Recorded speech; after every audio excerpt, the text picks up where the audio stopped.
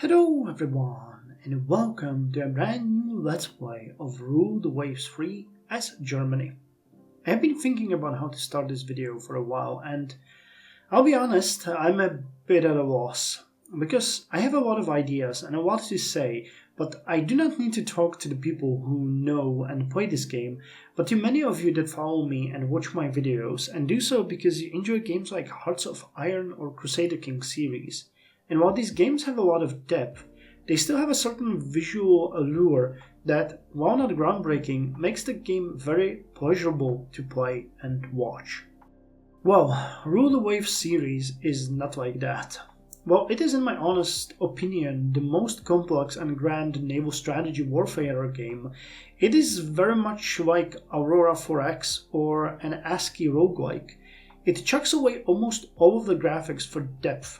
A true depth that would otherwise be impossible to render in any kind of graphical engine. It is that special niche kind of game that when you play, you really need to push through the initial first few hours, as it is definitely an acquired taste. But once you get through that phase, you realize it is one of the true gems of modern gaming, which is why I want to feature it on my channel. So we have established that Rule the Waves Free is not a pretty game. It is not a game that will stun you with what you see, but it will stun you with what you can do. And I'm planning to help it stun you by doing two things. First, I'm going to use all my skills I gained through the time of my Let's Playing to use as many visual aids as I can do to translate the myriad of numbers the game throws at our faces to a more pleasurable language. I have a lot of experience with making presentations and with storytelling, and I realize the game is ideal for this kind of aid. My hope is that it will make it more entertaining, but also more readable for you, my viewers, and thus more interactive and even educational, because nothing would make me happier than if you learned how to play the game from my videos. God knows the game has barely any tutorial, and while you can read the entirety of the manual, I did that by the way, it on purpose obstructs many kind of information and provides very little guidance for your first game apart from what you can do, but not what you should do. Second, I plan to make this game as interactive as possible in the true sense of the words. Because of the heavy editing and background work that will come from the previous point, the Let's Play will be a slow, quiet burn. We will probably see only a handful of episodes every month, and that allows me to actually take the time to reach out to you with questions and voting on my channel, and then incorporating your thoughts and suggestions into the following gameplay. I have actually already started with the voting and interactions on my channel page, as some of you may know. I will show you the results in detail a little bit later, but now let's talk a bit about the setup of our game and how this is going to work. The game is turn-based, each turn representing 1 month. Going with statistics for every month is excessive and would be too hard to manage, so what I'm going to do is have every episode represent 1 year, in other words, 12 turns. We will start every episode by going over the numbers, changes in relations to previous year, our grand plan and its fulfillment, and goals for the actual episode, together with the structure of the fleet and classifications of all of our ships and plans for them. This way we will have a good continuity for each episode and will have a structure to build upon while playing. Now, one question in regards to this is how we'll handle this during the wartime. Because of the way the naval battles take place in the game, it could, if we get 4 or even 2 battles in a year, mean that the episode could take even a couple of hours depending on the scenario. But we'll burn that bridge once we get to it. I might experiment with it a bit in the beginning until we find something that works for all of us. So now, let us start this first episode by actually looking at what you guys chose for the Let's Play in your votes, and thus how it is going to be set up. The first question I posed was what nation we will play. I have already decided that we will start in the year 1890, on the eve of the modern battleship. While the game goes all the way to 1970s, or so I believe, the other starting dates, 1900s, 1920s, or 1945, feels to me like jumping into a moving train. I like to start at the very ground and work my way up. So, in this first vote, I asked you guys what nation we shall play. The 5 options I gave was Austria-Hungary, Germany, Japan, USA, and Russia. While Japan was a nation that would go well with our campaigns as Empire of Japan in Hearts of Iron 4, I was really hoping for Austria-Hungary. From the nations mentioned, it has the smallest navy and simplest, if probably the most difficult situation. It basically just faces Italy in the beginning, and if it manages well, it can slowly expand to other areas past the Mediterranean. Alas, it was not meant to be. I wasn't really that surprised that you guys wanted Germany. I guess the fascination with this nation has no limits, and thus it won the vote with 32%. Second question was about scaling of the game. You have 7 possibilities in the game, and while the 2 biggest ones were excluded from the vote, I was really hoping for one of the first 2 options, as they are honestly easiest to manage.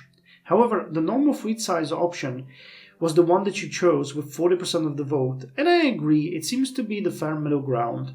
It means we'll see a major amount of construction, as well as, hopefully, not drown in budget management and constant refit planning.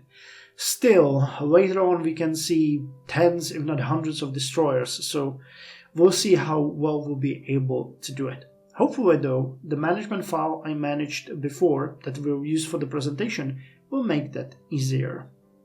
The third vote was about the historicity of the technology development.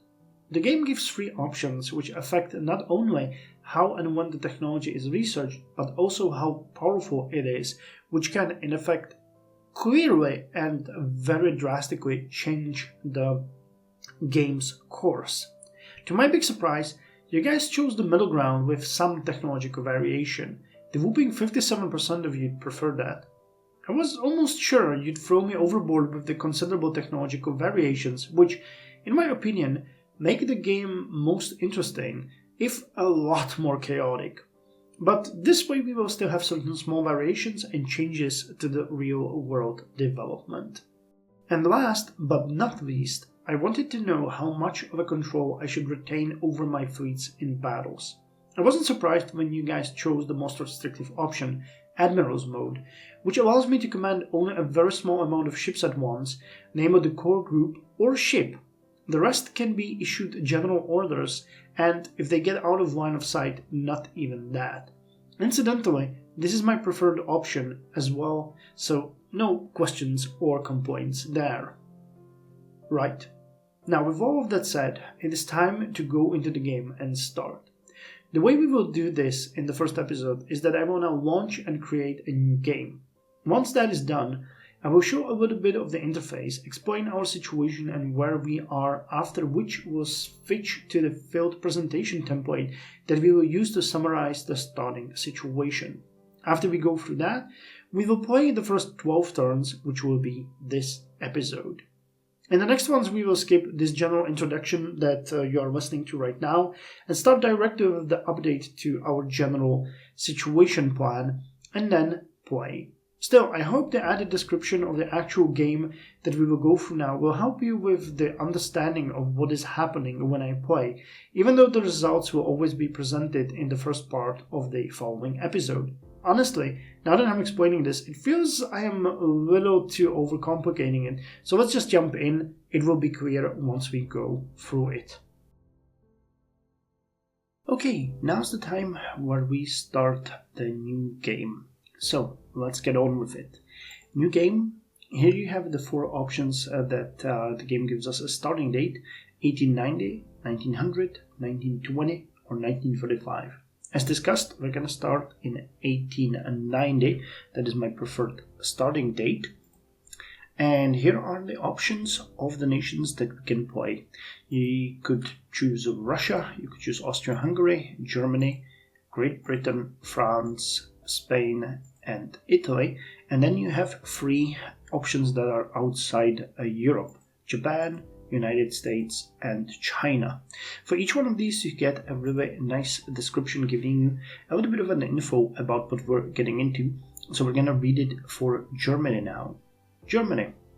Germany starts with a small navy, but has a rapidly growing economy and a good technology base, which will allow it to build up a great navy in time. Our leader is the Kaiser. Government type is limited democracy. Build area: Northern Europe. Game naval budget is 16 12,250. When you compare it with United Kingdom, you can see that they get about the double at 31,500. Russia has 22,500. France has 23,760. Italy 20,700. So you can see we're far away on the low end. We have more than Spain and Austria, but almost every other nation. No, okay, well, all of the nations outside Europe have a lower game naval budget, but in Europe, it's just Austria and Spain. Everybody else has a higher one. We are cautious and we are a technology leader. These are modifiers to the way your nation works. There's also hidden modifiers that I do not see here, nor will you when you start the game. It's just that hidden. But we also have a bombastic head of state. I actually don't know what that one means.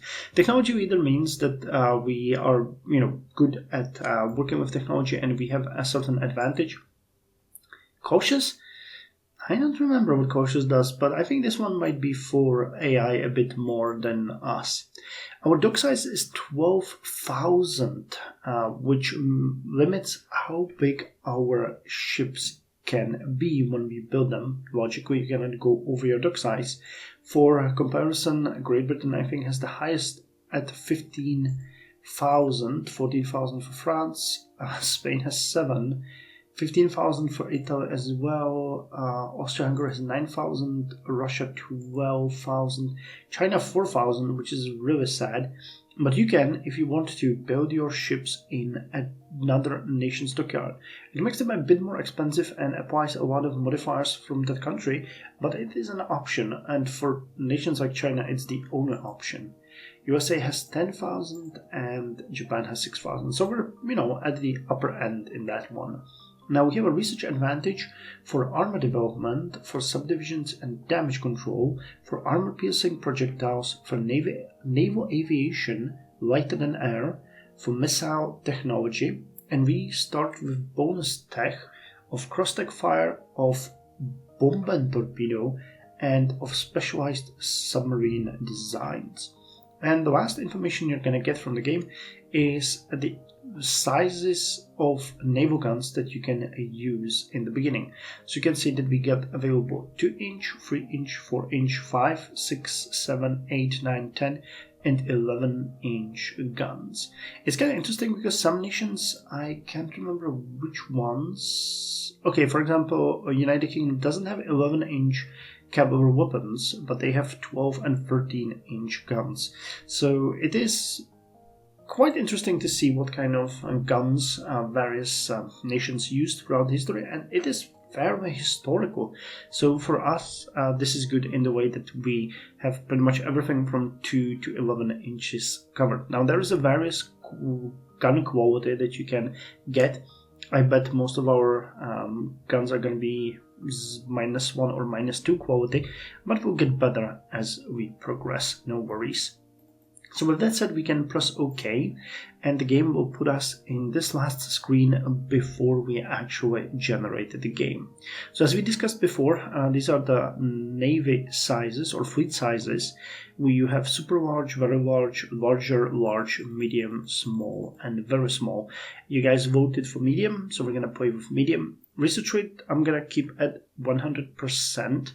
The reason for that is that is the default speed, and the game actually is made to be played at that research rate. You can slow it down. That's the only logical way to go, which would give you a bit more of a leeway in the way that your ships wouldn't get so obsolete so fast. But, that's part of the game. You literally build ships that when they come out of the dockyard are most of the time obsolete, especially later on in the game when a battleship or battlecruiser or an aircraft carrier can take a number of years to be finished. We're going to play with slight tech variations, we've already discussed that.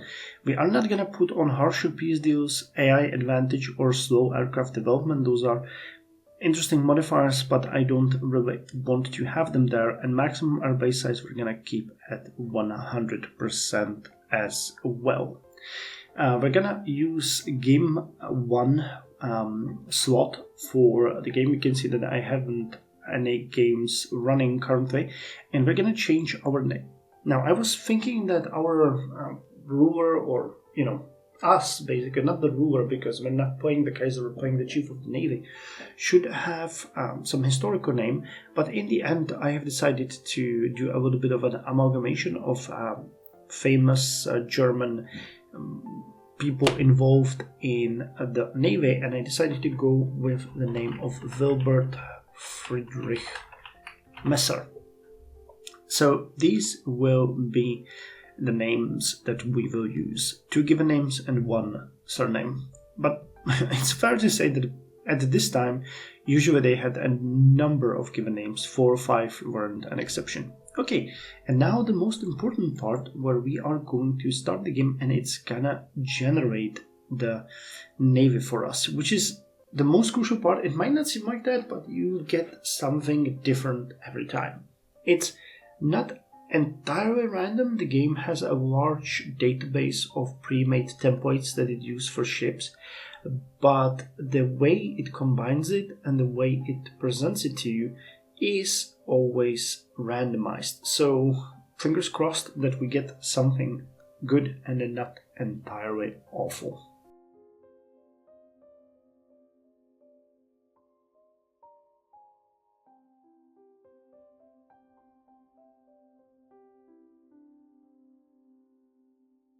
Okay, so in the second part of this video, we are going to go through the user interface of the game. Now, I said that before, and I'm going to say it again, the game is not very graphics heavy. It gives you a lot of text to read, it gives you a lot of information in various ways, but it is not relying much on graphics. This alone is a reason why the game is not that much popular, and despite the fact that I'm going to digest everything for you at the beginning of the video using a presentation form, I still believe there might be a lot of value for those of you that are not familiar with the game to orient yourself on what is happening on the screen while I play. Now, I will of course keep commenting on what I'm doing, but it might help you understand the flow of the game. If you are familiar with the game, feel free to skip this part, but if you are not, I would urge you to watch this, even though it might seem a little bit boring, but it will explain how the game works and what some of the mechanics are. I also apologize if my explanation might be a bit clunky sometimes, because there is a lot of going on, and if you feel like you don't understand anything, or my explanation is not accurate, or if you don't understand it outright, just comment below and I will try to explain it again and answer any of your questions. So the main screen is divided between 3 parts. There's the sheet display, I would say, which is over here. There's the right display and the bottom display. The right and bottom is always there, while the sheet can change. Now, I'm gonna get to the right and bottom a bit later. First, let's start with the sheet display, because it pertains to both the right and bottom part. Now, first things first, there's the map. You have the map of the world presented to you like this. It is a globe, so you can do movement any way you want. And there is quite a lot of territories here which are owned by the naval powers or independent, as represented by these gray flags. Now, any territory that has a flag, with the exception of the core territory of the nation, can be conquered or gained via some sort of diplomatic event.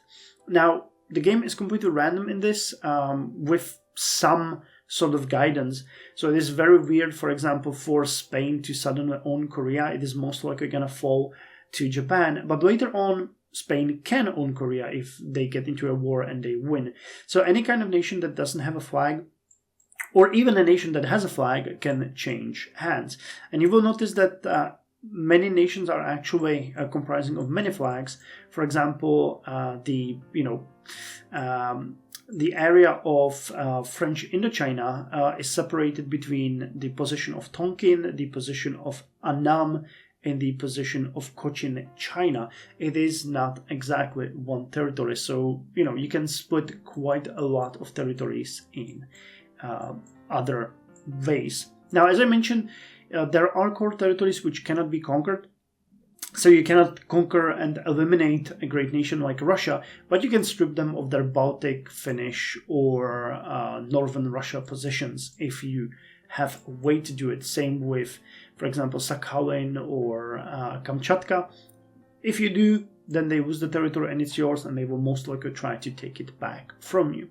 Now, the colonies, as they are called, are very valuable, especially in the beginning, because they give you a lot of extra income and opportunities to base your ships and maintain them, and other various great things like you can build air bases there later on, or coastal fortifications. So territories are very good, but overextending yourself can be quite a problem. For example, UK has the biggest fleet and is without any doubt the strongest nation in the game at the beginning, but they have positions all around the world, and it is very hard for them to be everywhere at once, especially if they get involved in more than one conflict at the same time. So that's the map. On the very left part, you can see that we as Germany have positions in Northern Europe, and we have these ships in there, and we have positions in Indian Ocean, and we have one ship there, the corvette Delphin. So yes, you can see here our flags here. We own the territory of South Pacific and Marshall Islands. Wait, South Pacific? No, Bismarck Archipelago. Yeah, I was looking at the wrong. So we have the Bismarck Archipelago and we have the Marshall Islands. We might have positions in Africa as well, and we do, but we have different ways how to look at that later. So this is the map. There are ships in service on the second screen. This is a screen where we will spend a lot of time, and it gives you a complete overview of your entire fleet.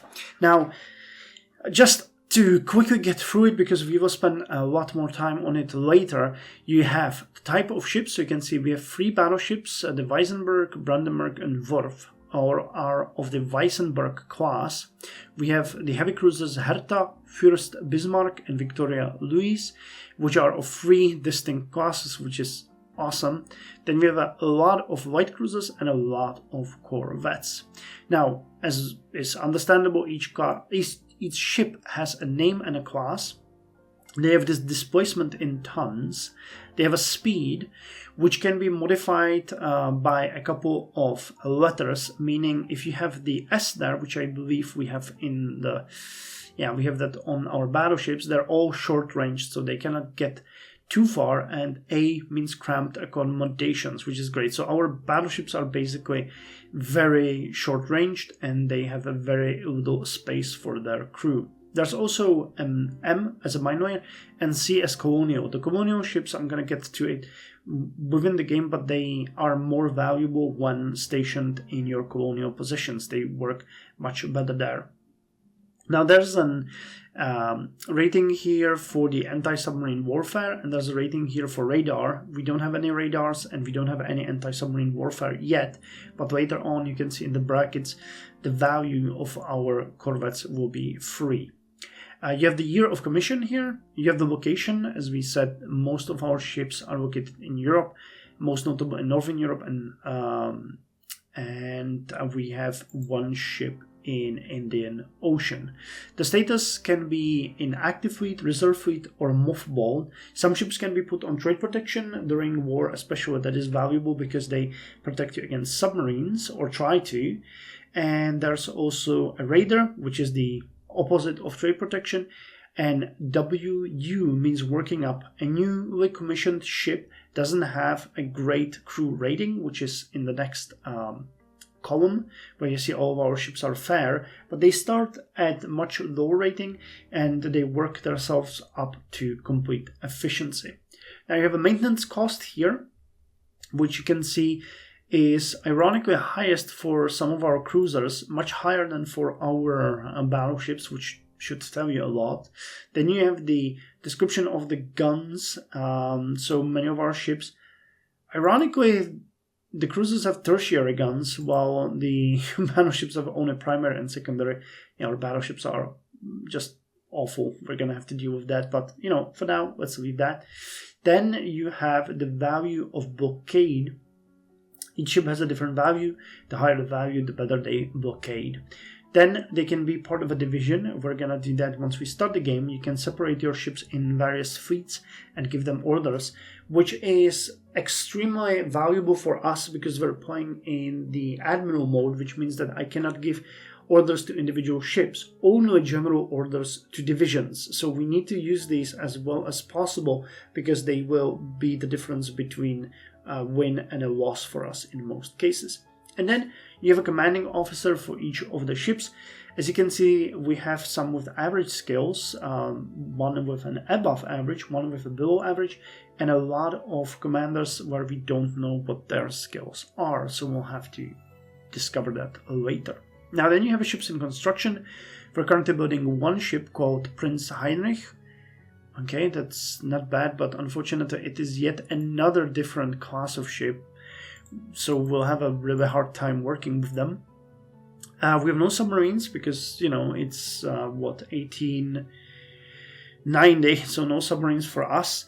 We have coastal fortifications, which is one thing that I mentioned before. In all of your territories, you can build coastal fortifications, and they protect you against enemy incursions and invasions, ironically. And they also help you in naval combat, though they aren't very valuable unless you really invest in them. Then they can do quite a lot of damage if they are positioned in the right places. We have ships sunk or scrapped. Nothing here yet. We have an area overview, and this one is much more valuable and gives you an overview of the entirety of the world. And you can see what kind of base capacities you have there, how many ships and tons you have there, what the requirements are. This pertains to the colonial ships that I mentioned, because your colonies require colonial presence, meaning some ships have to be stationed there, and if they're not, you get into trouble. Then you have the submarine operations value, subs, and a lot of other statistics that we really don't need to go through here because they will get into play later. You also have a commander of the bases. We have a base in the Baltic and we have a base in Northern Europe, and you have a very small base in the South Pacific and very small in Southern Africa and Central Africa, giving us very minimal fleet basing capacity, but they are there. And they have, of course, commanding officers. Then there's the base overview. Here you have a little bit more detail on the actual bases that you own, like the base capacity, the value, the positions. You can expand bases if you feel like that is something you want to do, and you can base more ships in them again, especially if you get into a war with some of your enemies later on. Having a strong base of operations in areas far away from home is quite necessary to be able to do some sort of good naval operation plan. And last but not least, we have an officer screen where you can see all of your active officers and their skills, and if they are assigned to any kind of ship, what their status is, their ranks, years in service, battles they were in, and if they have a special ability. Now, this is the main screen and the sheets that you can display. We're going to spend most of the time in the first three ships on the construction, ships in service, and the map, but later on the coastal fortifications, ships sunk, area overviews will become a bit more important for us. Now, if I jump to the right part of the screen, here you can see the tensions of Germany with various nations. You can see that we have very good relations with pretty much every nation. We have a little bit of tensions with the United States, and we have really bad tensions with actually it's not really bad, but the worst tensions are with Great Britain, which is a value of 5. This can increase quite dramatically, and if it crosses the line above here, a war can break out. I'm saying can because it doesn't happen automatically. I saw it pass that line even by a couple of points, and the war still didn't break out. So I don't know what the exact trigger is. Sometimes, a war can happen even if you get close to the line and you get to the last bump via an event of war declaration. So, managing your relations is one of the most important parts of the game, because you ideally want to keep them as high as possible because it influences the amount of money you're getting from your state to, of course, arm. And also you don't want them to get as high. You don't want them to get above the line because then a war can break out, and that is bad news. In most cases, unless it is something that you're actually planning. So managing them is really important. We also have this all relations button here, which displays relations between all of the states, not just the you versus them, but every nation against every nation, which is very valuable most of the time. Now, I'm going to use this in my presentation so you don't have to worry about it, and the tensions tend to fluctuate a lot every month, meaning every turn they can go up and down based on various events in the world. So we'll see. It also you can also assign a budget to do spying on your opponents here, which can be a two-edged sword because it gives you very good information about their fleet capacity, their ships, what their capabilities and technologies are, but it can also rile up the other nation quite significantly when your spies are found out, and they will definitely be found out. There's, don't doubt about that. There's the almanac here, which gives you a bit more information about the various nations, but the information here can be as good or as bad as the paper they are written on. So you never really know if this information is accurate or how accurate it is, or if at all. So it's good to consult it from time to time to see what's going on. But unless you're heavily investing into intelligence services, it's not exactly completely reliable. And the lower part of the screen is another very important part of the game. On the left part, you can see what nations you're playing, or what nation, not nations, what nation you're playing and what the date is. Every turn is 1 month in the game. You can see your prestige here, which is the most valuable thing in the game. If your prestige falls below 16, you can get sacked and the game ends. The higher the prestige, the better. You burn prestige for various events. If you're trying to do something, it usually can give you prestige or cost you prestige. You gain it from battles and from some decisions. It's pretty good, It's something to keep in mind, but it can be quite dramatic at some point because you can lose a lot of prestige pretty quickly if things don't go your way. Now, then we have tonnage on foreign stations here, which is great. We are okay, meaning we have everything covered. You have the fleet morale. The higher the morale, the better your crews will work in battles. This one is kind of hard to get and very easy to lose. You have the dock size, which means how big your dock size is, meaning again how big your ships that you build can be. But don't worry, you can build actually in foreign docks. Unfortunately, that means that if a war breaks out, the ships can be seized. So you have to be careful, but in many cases, especially if you're playing, for example, Spain or China, you can easily see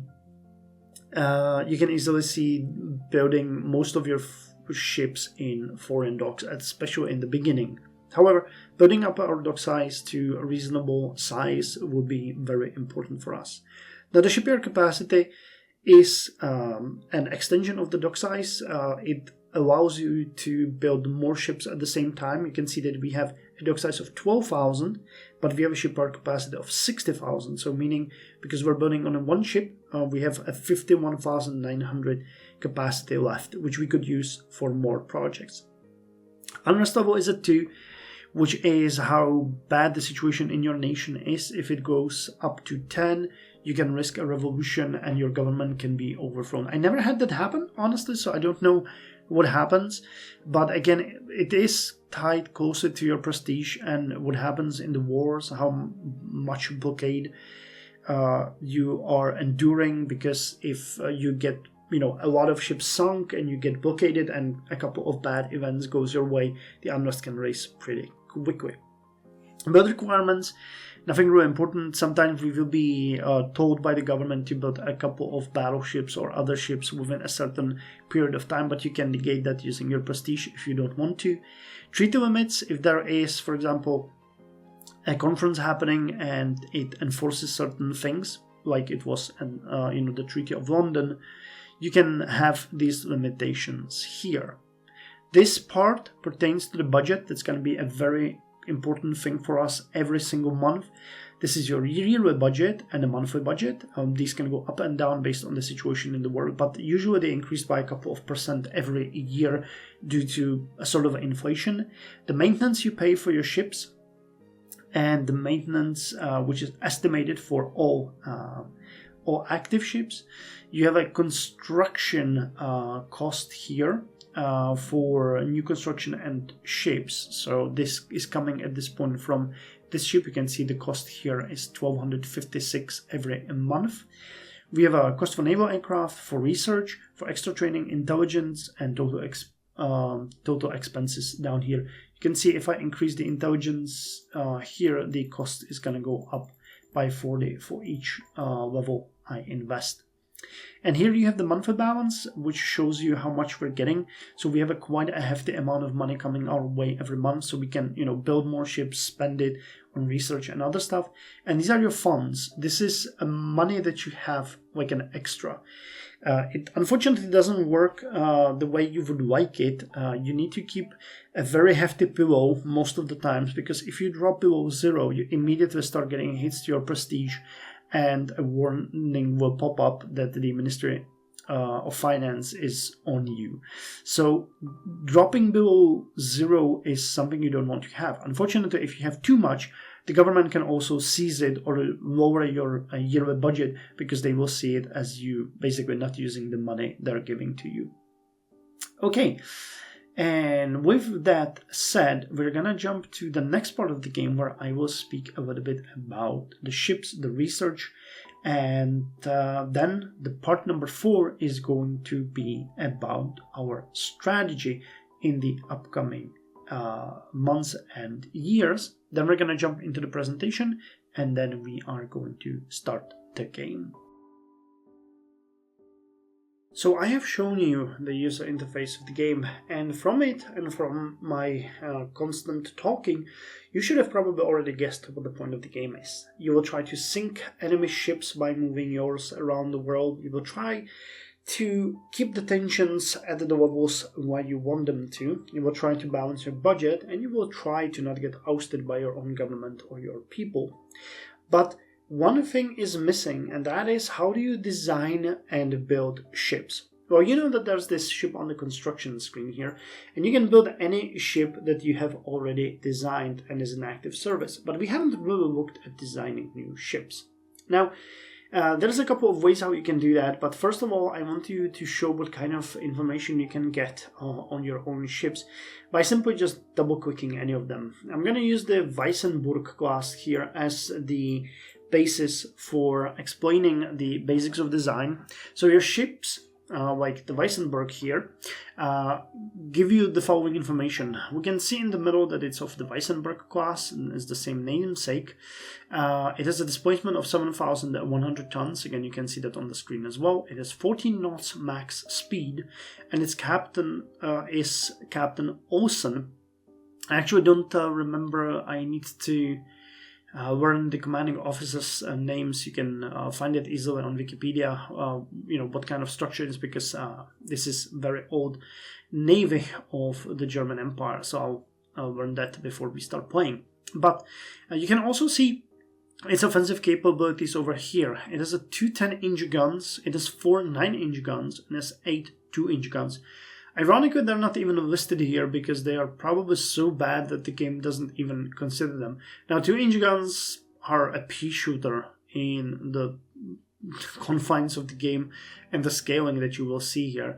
So that's not amazing performance. It is a fire control local only, so there's no mechanical help. And on the right side, you can see its defensive capability. So it has a 10-inch belt armor amidship. It has a 3-inch deck armor plating. It has a 9-inch turrets armor. It has a 6-inch on its batteries, and it has a 3-inch on its conning tower. Now, the Weissenberg is a horrible ship for more than one reason, but I don't want to get into it at this point. I just wanted to show you what that ship looks like when you click on it. You can get these views on any kind of ship that you build or are building, even on the ships that are under construction. And they will tell you the various things that there are to see. Now, if you want to build a ship, you need to first design it, and you do it through the design ship screen, which is a little bit daunting, but to anyone who watched my Aurora 4X playthrough, this will seem vaguely familiar. It is a lot of buttons and a lot of functionalities that you can play with, but it all makes sense once you get into it. Now, you can, of course, design everything yourself, but you have two other options. You either open an existing design like the Weissenberg and let the game load everything for you, and then you start fiddling with it, or you set up the displacement and your preferred type of ship. For example, we will try to design a light cruiser with a displacement of 5,000 tons, and the game is going to design it for you, changing everything that is here. Now, for our purposes, I'm going to show you what a Dreadnought battleship would look like and how I would go about it. We're not going to design anything, and I'm not going to spend a lot of time just explaining what's going on. So you can see that this is a Wittelsbach class. It's not developed from anything. If we loaded up the Weissenberg and tried to modify it, you can get a little bit of a bonus to design cost and use that for your own savings. However, you are very limited on what you do. Refitting ships is very much possible here, but I never really played much with it. I plan to do it more during this playthrough because it always felt like a pain for me. Where it is really good is when you want to give your ships more anti-air, when you want to equip it with modern radar or fire control. There it's very useful. You can also change your guns to a better type if you research it, which is very valuable. More on that when we speak about the research. But other than that, any kind of changes to your ship will be quickly not great. Plus, the game has a very realistic feel to it, in which you design ships that are obsolete by the time they leave the dock. That is unfortunately the truth of it. So you're always trying to catch up and make sure that everything in your fleet is as up to date as possible. Anyway, I'm gonna just run through these stats explaining what they are and how they work. So in the top, you have the displacement of the ship. It will, it allows you to make the ship bigger or smaller if you want to. You can play with it. It changes a lot of things for you as you go up or down, so it is a very valuable tool. In the middle part here, you have things that deal with the armor. So you have the freeboard here, whether it's low or normal, depending on if you want to send it to an ocean or just keep it, for example, in the Mediterranean. You can set the speed of the ship. Of course, faster speed greatly increases the need for engine size. The engine priority is either normal, or it can focus on speed or reliability. Depending on your needs, you can use it, and there's a number of engines that you can use. Unfortunately, you cannot use, for example, unfortunately, realistically, you cannot use anything in the beginning because you need to research things like diesel or turbines later on. So we're stuck with coal in the beginning. You can change the sizes of the belt, of the extended belt, upper belt, deck, extended deck, conning tower, turrets, turret tops, and secondary guns, and see how well armored or unwell they are. They are plated. Now, this is a big thing because it really goes into your playstyle and what you want. Lightly armored ships will be faster, they will be more maneuverable, thus taking less hits. But heavily armored ships will be slower, they will be more expensive, bigger, but they will be able to take hits and not care. So this is really up to you what you design and how you feel playing with it. There is a lot of playstyles, but usually you end up with trying to design a ship that is as realistic as possible and that fits the roles that you want for it. Below is the additional things like accommodation. If you go with cramped, your ship is basically this, by the way, is complementary to the range. Depending on the accommodation and the range that you envision for your ships, it will be able to go further and stay on the seas longer, or vice versa. If you, for example, design a ship with a short range and cramped accommodation, and the game has suggested in this case, it would be pretty much locked to our home ports. If you go with extreme range and spacious accommodations, you will see that it greatly increases the weight of the ship, but it can operate pretty much around the entire world. It's up to you what you want to do with it. Now, I haven't mentioned that, but here you have the total weight of the ship and the weight remaining in your design. You can go a little bit over, or even a lot over. It is really up to you. But the further over you go, the more prone your ship is to sinking when it gets hit heavily.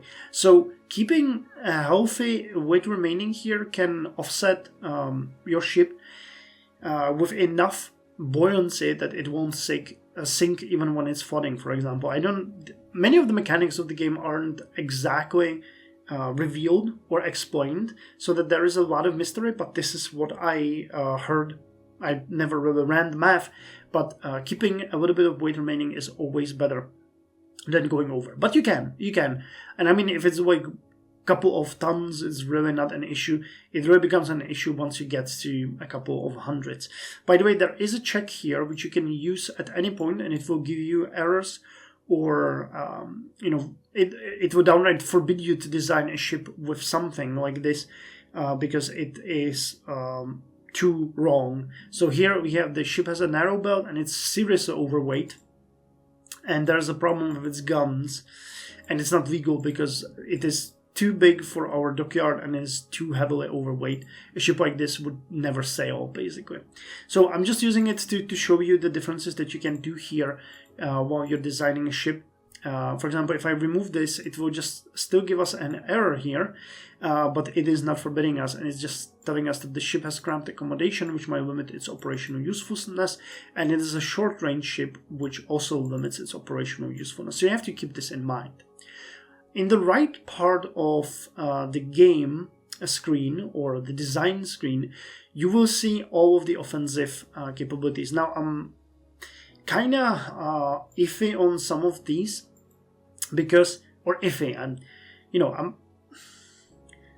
I don't want to state any harsh things here, because, for example, when I say I don't like putting tertiary guns on my ship, but I know that they are very useful. There is a caliber for each gun that you can use, but there is a lot to be said for smaller calibers or big calibers. There is, of course, a way how to go wrong, but every kind of mechanic that's in the design phase can work for someone. There is a lot to be said for smaller guns or big guns. So whatever I say here, please don't take as a given. There is not a right answer to any of the things that I will be talking about. It is mostly just about your current situation and what kind of ship you're designing. For example, if you create a light raider ship, you want to put less guns on it and make it faster, and you don't care. If you create a battleship, you want to build bigger guns, but on the other hand, for example, you set up a rounds per gun here as well. So if it's too big of a gun, you are limited to less rounds per gun, meaning you will have less shots, and eventually you can even run out.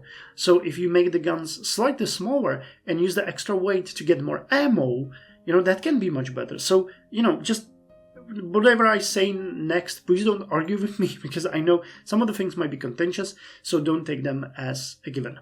So, first of all, here is your main guns.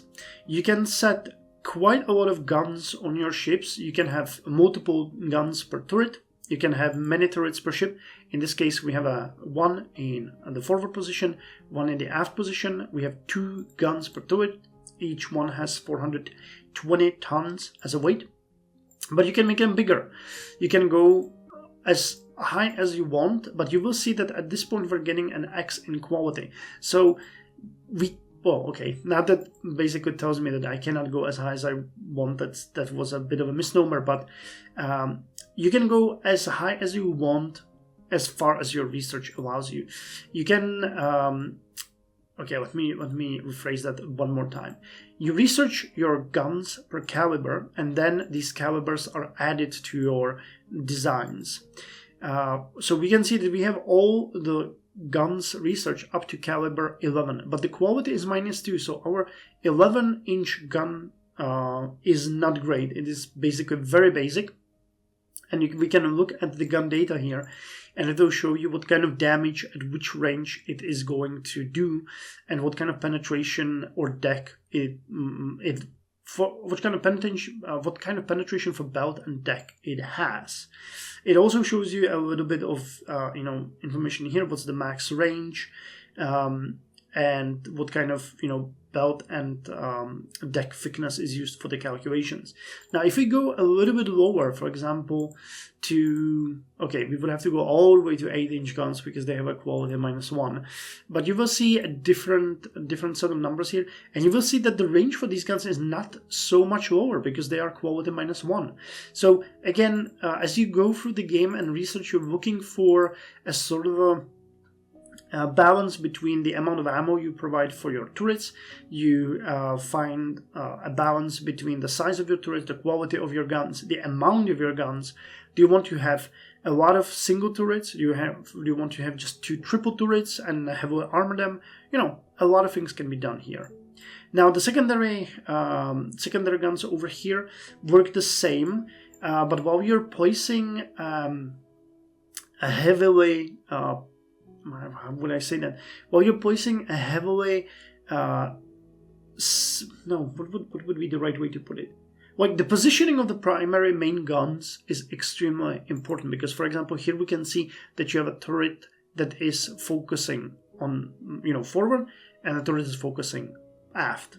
For the secondary guns, not much or nothing like that comes into game. You can just check how many guns you have, and you can lower the amount or increase the amount.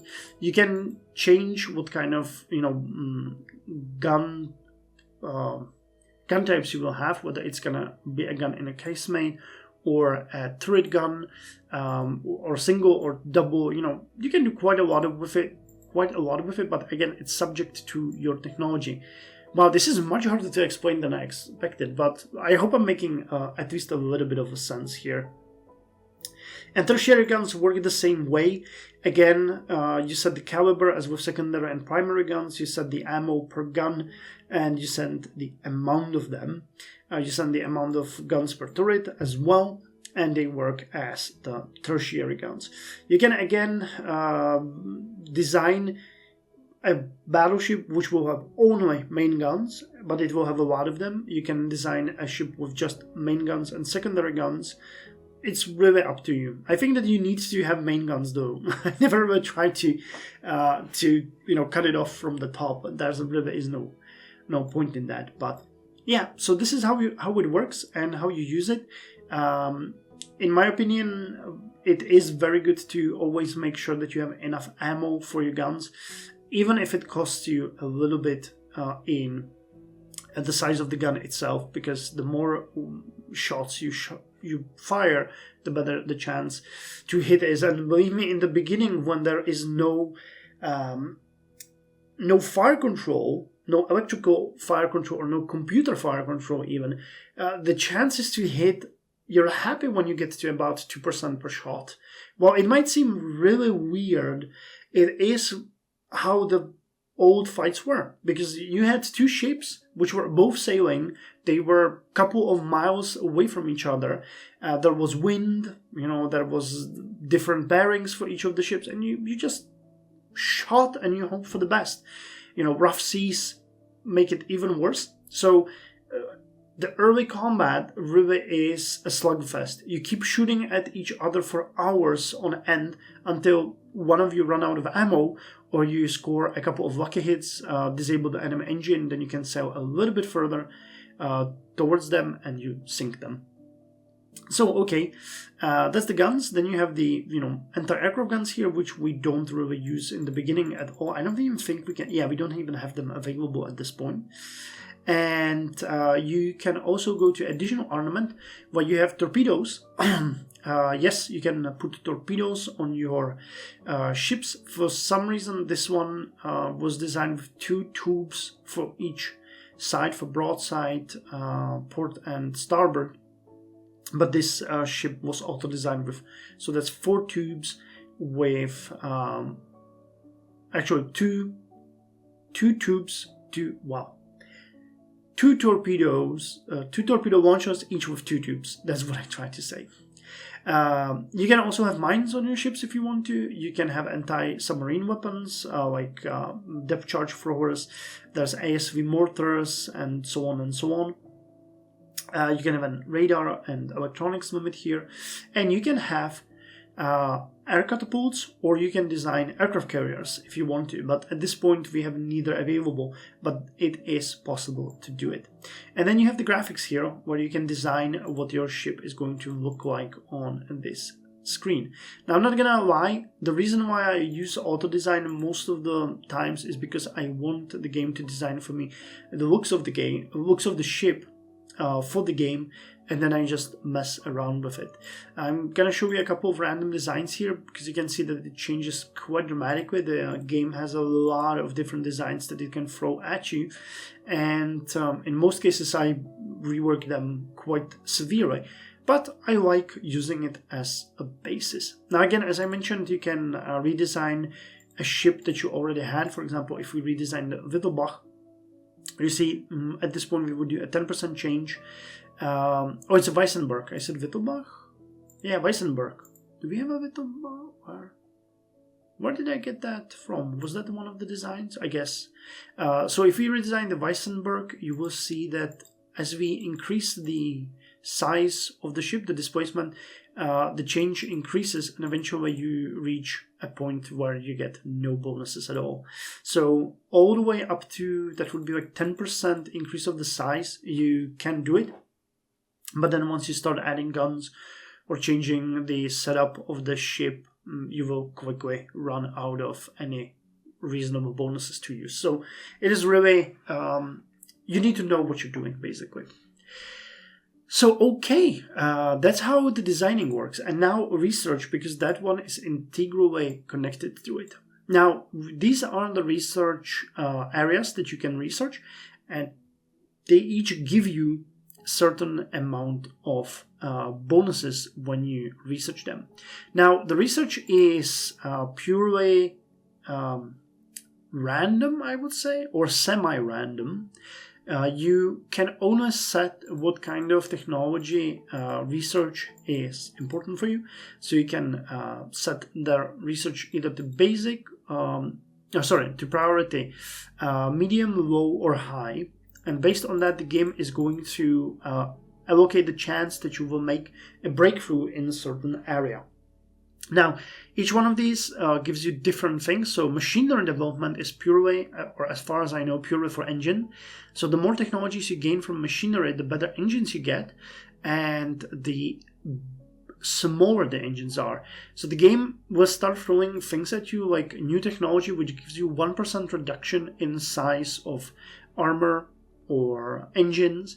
And while these might seem like, okay, 1%, what the hell am I supposed to do with 1%? That's like 2 tons.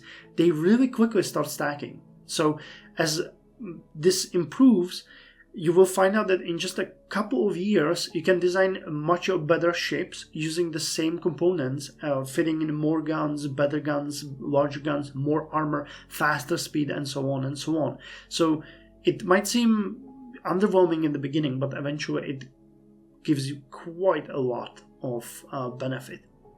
Armor development, of course, that gives you reduced size of armor, but also improvement in armor quality, which never really explains itself too much. It just says that you now have a better armor available, and all of your ships will perform better. So I guess that increases the resistance towards penetration somehow, but it's not very well explained. Hull construction is the same thing for the hull of the ship, so you can fit in more stuff on the hull. Fire control is very important. It gives you gradual bonuses in accuracy and eventually starts giving you better and better types of fire control. Subdivisions and damage control is just what it says. It is an increase in your ship's ability to handle suffered damage, fires, flooding, stuff like that.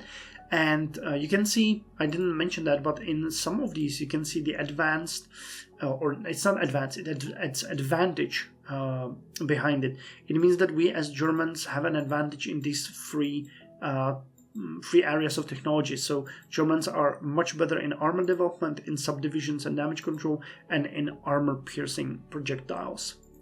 Then you have turrets and gun mountings. Again, this pertains to the way how your guns perform. Ship design, this one, actually I don't remember. Well, I mean, ship design gives you new types of ships, and it allows you to build bigger ships. For example, you start with a 300 tons destroyers in the beginning, and later you get 400, 500 tons, some bigger corvettes, and it gives you more, I'd say, more flexibility on your designs, because in each category of ships that you're trying to design, there are some requirements. You cannot, for example, design a corvette the size of a battleship. It's going to be an invalid design. You cannot design a light aircraft carrier over certain size or with too many aircraft. It doesn't work. So you have to sort of fit into these pre-designed boxes so that your ships fit into a certain class. By the way, it's interesting when you are trying to redesign or upgrade a ship and these things change. So then you basically find out that your design is at this point legal. It can happen. But yeah, this gives you modern or more modern ship designs and bigger sizes of those. Projectiles, that is, about the penetration and damage that your shots will do. Light forces and torpedo warfare, this one focuses on destroyer technology, on torpedo damage and stuff like that. It's pretty self-explanatory. Explosive shells, that's the same thing as the AP projectiles, but just for high explosives. And naval guns, they will give you guns of bigger size and better quality. So that is a design that is, or research field that is very useful for all ships. So as you can see, it might seem like it's a little bit underwhelming, but believe me, there are hundreds and hundreds of research levels in the game, and you eventually get extremely high reductions in all of the fields.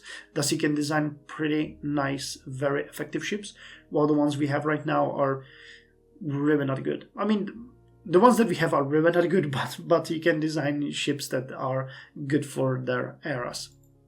And here you can see the information about our gun quality for each caliber that we have. It starts with 2-inch guns, and you can see it ends with 20-inch guns, and we don't have access to anything above 12-inch guns here. With actually 3-inch guns have a quality 1. I didn't realize that. Okay, maybe those tertiary guns aren't all that bad.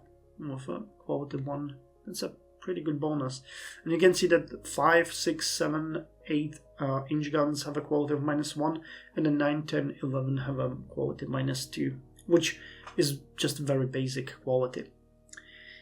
Okay, so that's basically it, how research and designing ships work, because it's very connected. Once you design a ship, it will take certain time. I don't know if I can actually see it here. Yeah, it's gonna take 28 months to design this kind of ship, and it's gonna cost 1,422 units of wealth, actually. I guess I need to... it would be Reichsmark, but probably million. It would be 1,422,000, maybe. But it costs 1,422 to research it for 28 months. And once that is done... Oh no, that's a build time. Ah, okay. So this is a build time. So if I save it and finish...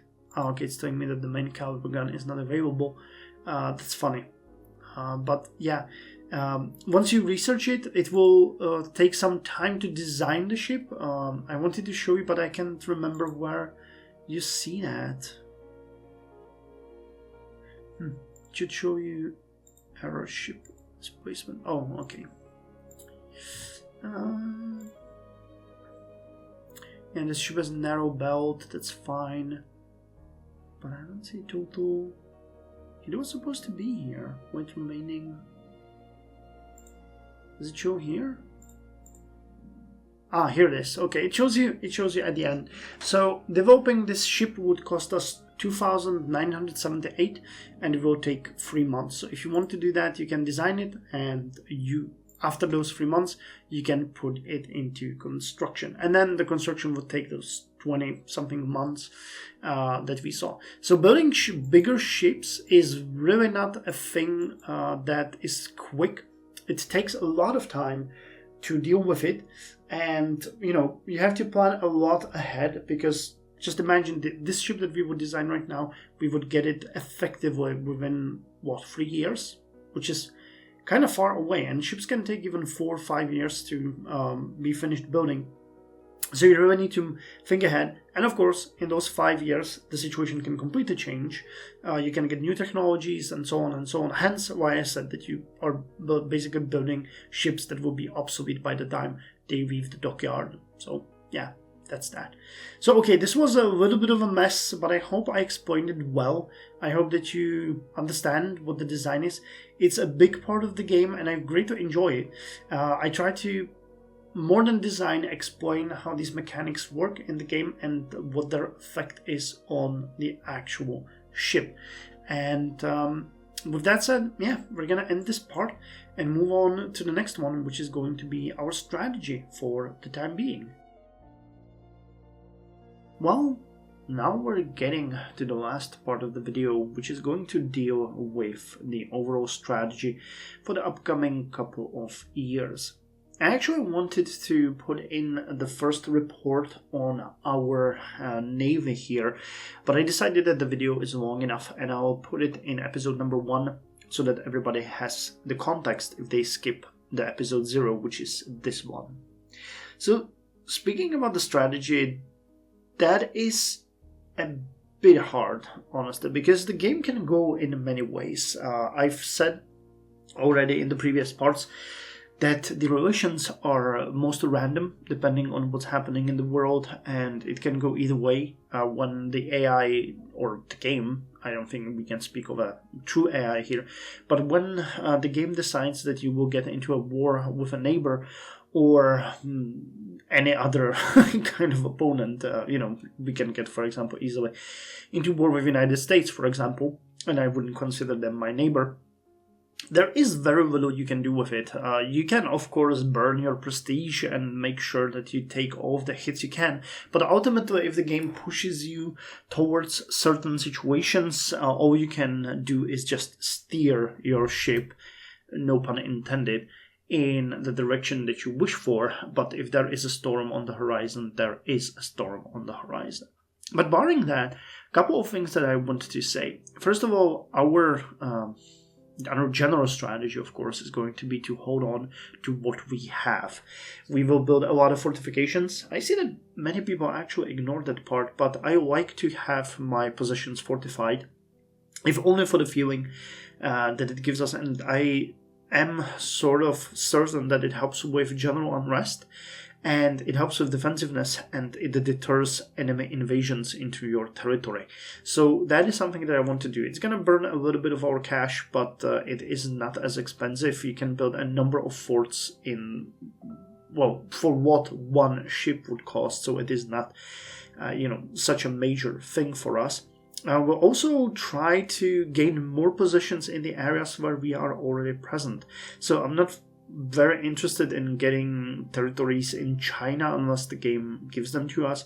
I'm not very interested in getting positions in South America or the Caribbean, but I would like to expand our positions in Africa and around the area of Oceania, where we have, the Marshall Islands and other positions. It would also help us greatly if we could push the Russians away from Baltic and maybe gain Norway for us, because those are very close to us and would be very well defensible for us, or the defensibility would be very good for us. Iceland is an interesting opportunity, but I'm not gonna really go head over heels to getting more positions though, because I believe that Germany is strong in what it has now, and being overly aggressive can easily lead to early conflict with your opponent. So it's not something that I will aggressively pursue. I would more focus on building up our strength gradually, choosing our battles, and if it comes down to it, getting more allies. Now, it is, of course, historically accurate that we will try to sway Austria-Hungary to us. They are a great ally. They tend to get into conflict with Italy fairly soon, but they can focus purely on Mediterranean. And if we and Austria-Hungary, for example, ganged up on Italy, it would be a sure way how to get more prestige and some decent victories. Italy also doesn't have any major colonies anywhere, so they are purely located, as well as Austria, Hungary, in the Mediterranean. They can penetrate deep within the Balkans or North Africa, so we'll see how it's gonna go, but yeah, that is a sure ally. Italy itself would be also a good ally for us. I would also like to do some overtures towards England and France, but we're gonna see. Again, this really depends on what's gonna happen in the game. So I don't tend to make grand strategical plans, because we can end up in an alliance with the United States and we won't even know how, or Russia, for example. Or we can fight Japan right off the bat and, be like, what the hell is happening? We'll just have to see. The game itself is quite dramatically skewed towards some situations, and you never really know what's going to happen. There are some historical tendencies, but in my opinion and experience, anything can happen. As far as the fleet goes, I created quite a lot of, I went through it in detail and created a detailed presentation, which we will see in part number 1. So it's going to tell you a lot about our fleets. There are certain things that we need to correct immediately, and we're going to see how fast we can do it. I created sort of a 5 and 10 year plan, but we'll have to see how it's gonna go, because it never really goes the way you expected. We will have to align to what our country will provide to us, and what we can provide our country. Yeah, I guess that's pretty much all. I wanted to speak a little bit more, but generally saying, we just want to grow gradually. We just want to hold on to what we have. We want to develop what we have. And we want to be prepared for anything and everything that comes our way. I'm not going to aggressively pursue war, as I said, and I will avoid war with someone like UK as much as I can, because that could be devastating if it happens too early. We are definitely not prepared for something like that, and it would 100% lead to us losing some territories. But I wouldn't be opposed to fighting someone like Italy or Spain within the next decade. But we'll see. Again, I tend to, let the enemies fight each other, keep the tensions very high, but not too high, and coast among them, making sure that we get some allies and that we never get into an unfavorable situation. But if we do, we're gonna fight, because we are Germany and we can hold our own. With that said, I think I'm gonna close episode 0 here. It was a little bit disjointed, or at least it feels like that to me, but I really wanted to provide you guys, especially those that don't know the game, with as much information as I can. So feel free to ask anything you want. Feel free to point out stuff. Feel free to be curious. I'll try to talk. I don't know how many of you know rules of rule the waves, especially the third installment.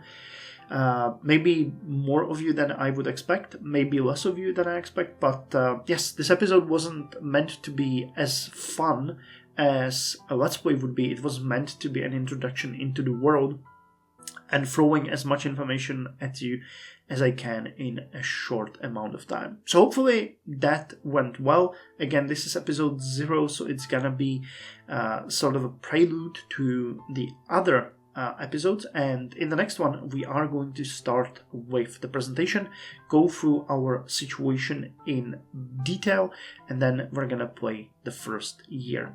So thank you very much. Let me know how you liked it. Let me know also, if you watch this on the episode 1, how you like the format, if you're missing anything, if anything should be added, and I'll see you in the game. So till then, you guys, take care.